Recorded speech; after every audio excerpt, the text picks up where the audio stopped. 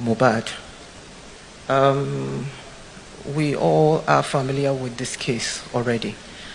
So my name is Nnenna. I represent myself. We all are familiar with this case already. And, there was a very huge outcry at the time here in Nigeria and in diaspora. And people were almost calling for the heads of these people, who we saw all over social media. It was going round that they were involved in this crime when Mohbad died.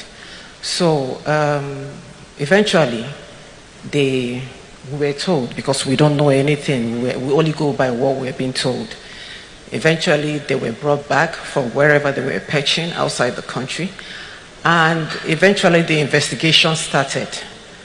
It lasted for maybe like 1 month, and we were told again that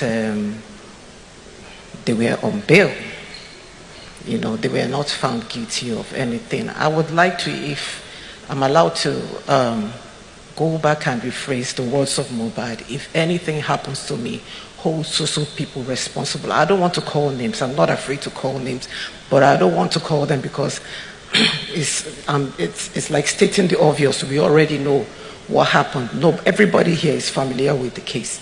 Now, it seemed like eventually, after a month, these same people hit social media, flaunting themselves, holding their phones, saying things like, I don't know what that means. I'm Igbo, but, for me, what I understand is that is a way of bragging, and that really, really provokes my spirit, honestly.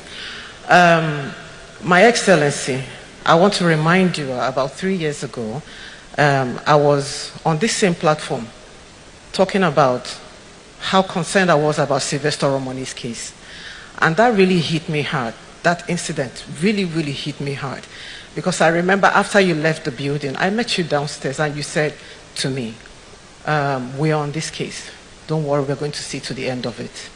And 3 years on, Sylvester Romoni is supposed to be 15 years old, by the way, this month, because I've been following up on that case and nothing has been done. And to me, it's as good as dead. And because Sylvester Romoni's case had a slap on the wrist, that is why Mohbad's own came to life. And I'm thinking, who's next? Okay, my governor, I'm sorry if I'm taking too much time, but I have to finish, I'm sorry. Please, my governor, you have the power to preside over the affairs of Lagos State, and everything reports to you. Everybody reports to you. Please, I ask you to please take this case as if Mohbad were your son. Because if it were so, everybody that had one contact or the other with this man would have been brought to book in one way or the other. I also want to mention that I know in functional countries, where they have good laws that bind them. Security is not about emotion. It's serious business. I can remember I met you 3 years ago, like you said, there's no emotion. I'm standing in front of you, there's no emotion. It's not emotional, it's real. People get killed, people get maimed, we see it every day. I don't go to bed until 5 a.m. 3 days ago, I was just complaining.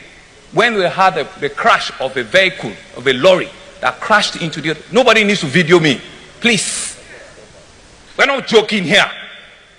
I don't want to get emotional. We'll do the job, we'll do it well. These are police officers. The Mohbad case is still live. They're still treating it. We had to take the forensic out. The forensic that we built, that is the best in sub-Saharan Africa, was burned down during NSAS. We had to take the test out. They've done all their reports. Not until when it comes back that they can tie the two together. There are people that are in detention as we speak. They've not released them. Let's give little credit when it's necessary. Little credit, that's what we're saying. We don't need to come here and want to grandstand and make it look as if we can't speak back. We can.